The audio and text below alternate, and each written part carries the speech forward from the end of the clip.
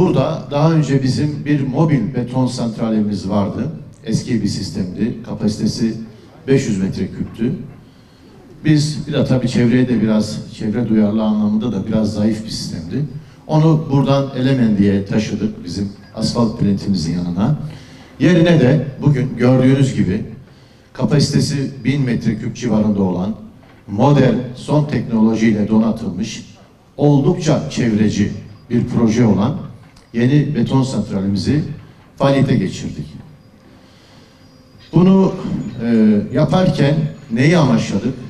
Bunu yaparken öncelikli olarak tabii ki kapasiteyi arttırıp şehrin ayağa kalkma süreçlerinde tüm üretimlere destek vermek istedik. Biliyorsunuz Yeşilyurt'umuzda yaklaşık 15 bine yakın yerinde dönüşüm projesi var. Yani bağımsız bölüm anlamında. Bunların yaklaşık 10.500'üne biz bugün itibariyle ruhsat vermiş durumdayız. Yapı ruhsatı vermiş durumdayız. Güçlendirme projeleri artık çok şükür tarihi oldu. Onlar bitti neredeyse.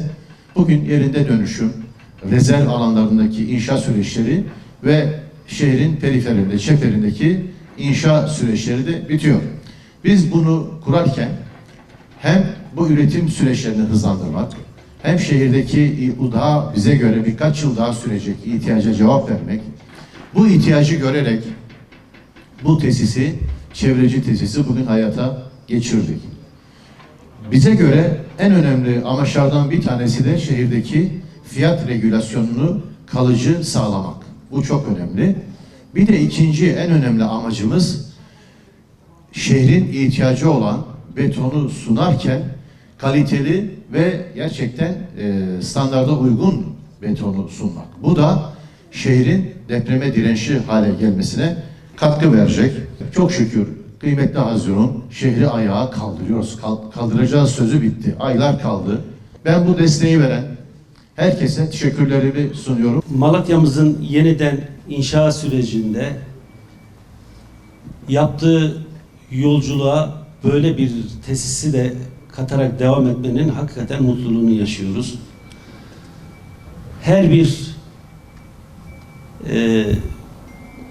iş yerinin açılışı, ben genelde iş yerlerine çok zamanım yok ama her iş yerlerinin açılışı bana çok mutluluk veriyor. Onlara katılmaya çalışıyorum. Çünkü her biri Malatya'mızın yeniden inşaat sürecinde bir temel taşı olarak kabul ediyorum. Şimdi burada tabii özellikle emeği geçen Yeşilyurt Belediyesi'nde çalışanları, tüm arkadaşlarımıza, başta belediye başkanımıza böyle bir eseri, böyle bir işletmeyi Malatya'mıza kazandırdıkları için kendilerine çok teşekkür ediyorum. Tabii Malatya'mızda başından beri deprem bölgelerinde aslında betonla ilgili bir takım sıkıntılar yaşandı. Ama özellikle belediyelerimizin bu tür işletmeleri kurması, piyasanın regüle edilmesi açısından çok büyük önem arz ediyor. İnşallah Malatya'mıza katkısı olacak önemli bir işletme. Hizmet ve yatırım vesilesiyle bir aradayız. Allah'a hamdolsun ki güzelliklerde buluşuyoruz.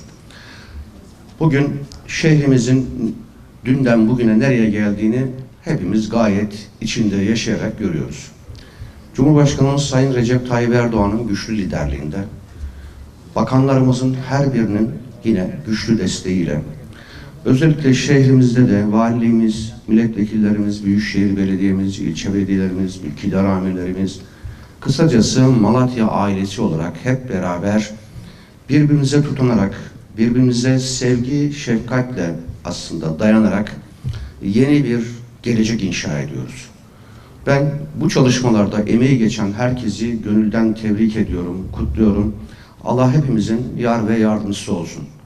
Diğer taraftan da piyasanın regülasyonu bakımından özellikle imar ve inşa faaliyetlerinde ihtiyaç duyulan agrega ve beton santrali ihtiyacı da bizim açımızdan fevkalade önemli. Nitekim bu süreç içerisinde birçok kurum ve kuruluşumuzu destekleyerek, onlarla işbirliği yaparak daha fazla üretim yapmaları konusunda yardımcı olduk, teşvikte bulunduk. Bu vesileyle bu beton santralinin büyük bir başarı hikayesi olduğunu söylemek istiyorum. Çok kıymetli Yeşilyurt Belediye Başkanımızı ve kıymetli ekibini gönülden tebrik ediyorum. Hayırlı ve uğurlu olsun.